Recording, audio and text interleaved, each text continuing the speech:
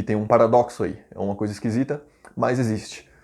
O nosso nível de felicidade, ele vai aumentando à medida que você vai tendo mais escolhas. Então, se você colocar um gráfico, você tem a felicidade aqui, né, no eixo de baixo, e a quantidade de escolhas aqui. Então, o seu nível de felicidade vai aumentando à medida que as suas escolhas, as suas opções vão aumentando para você escolher, mas chega num ponto que essa curva começa a cair e vai para baixo, onde o seu nível de felicidade cai à medida que a quantidade de coisas que você tem para escolher aumenta.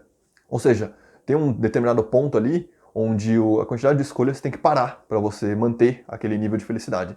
Se você tiver mais opções de escolha, na verdade, o seu nível de felicidade começa a cair de novo e você começa a ficar angustiado de novo e insatisfeito de novo. Isso se chama o paradoxo da escolha. É quando você tem muita opção, mas muita opção mesmo, e aí você simplesmente não consegue fazer uma escolha. O paradoxo da escolha mostra que se você tiver menos opções, fica mais fácil de você fazer uma escolha do que se você tiver uma tonelada. Mas em contrapartida também você não pode ter poucas opções, muito poucas opções, porque senão seu nível de felicidade diminui, a sua angústia e a sua insatisfação aumentam. E esse ponto, ele é diferente para cada pessoa. A gente não conseguiu identificar ainda um ponto universal. Então a gente não sabe exatamente qual é o ponto que faz a virada, porque cada pessoa tem os seus objetivos, tem a sua personalidade, etc. E cada contexto também. Então o ponto da virada pode ser diferente para a opção de comida, e o ponto da virada pode ser diferente para a opção de alguma coisa para assistir, por exemplo. Que são os exemplos que eu estou dando aqui para você nesse vídeo. Então, o nosso cérebro, ele, na verdade, ele não consegue lidar com muita informação ao mesmo tempo. Isso até tem um nome na ciência também, que se chama entropia cognitiva.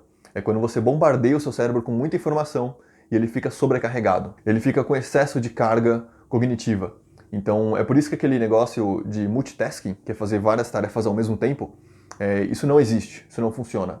Antigamente isso era cobrado, você via que nas revistas, muito antigamente, isso era cobrado para você ser um executivo de sucesso, uma pessoa de sucesso, você tinha que ser capaz de fazer várias tarefas ao mesmo tempo. Mas à medida que a ciência foi evoluindo e foi fazendo mais pesquisas nesse sentido, a gente conseguiu descobrir que todas as pessoas que tentam fazer tarefas ao mesmo tempo, a pessoa que está fazendo, ela tem a impressão de que ela está sendo super produtiva, mas quando ela é comparada com uma pessoa que fez uma única tarefa por vez, a pessoa que fez uma única tarefa por vez, ela foi muito mais produtiva do que a pessoa que foi multitarefa, porque multitarefa você não consegue focar, e se você não consegue focar, você não consegue fazer um trabalho direito. Teve até um estudo muito bacana nos Estados Unidos, de uma empresa que vende geleia. E essa empresa que vende geleia, ela resolveu fazer um estudo durante 2 semanas no mercado.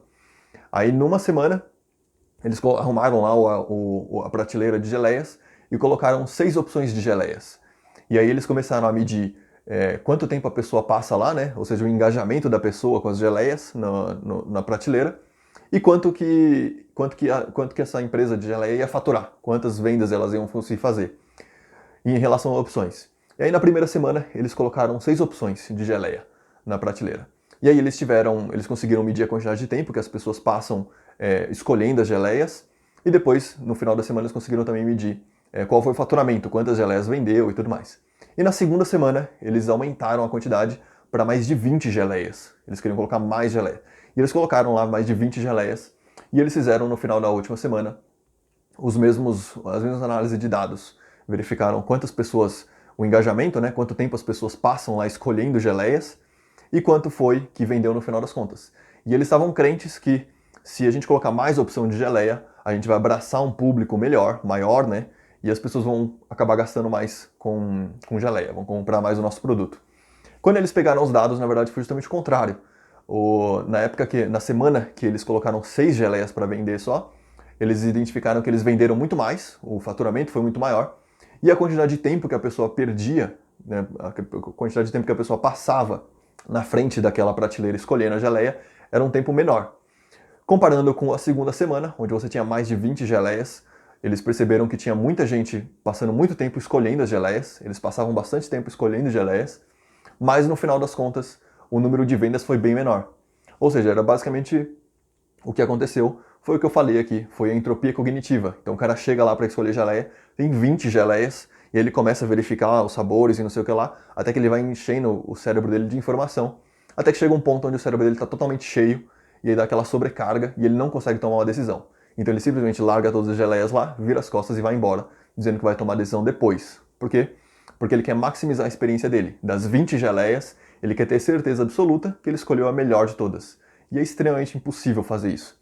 Com 6 geleias é muito mais fácil. Tanto que com 6 geleias, as pessoas passavam menos tempo escolhendo e acabaram gastando mais dinheiro, comprando mais geleias.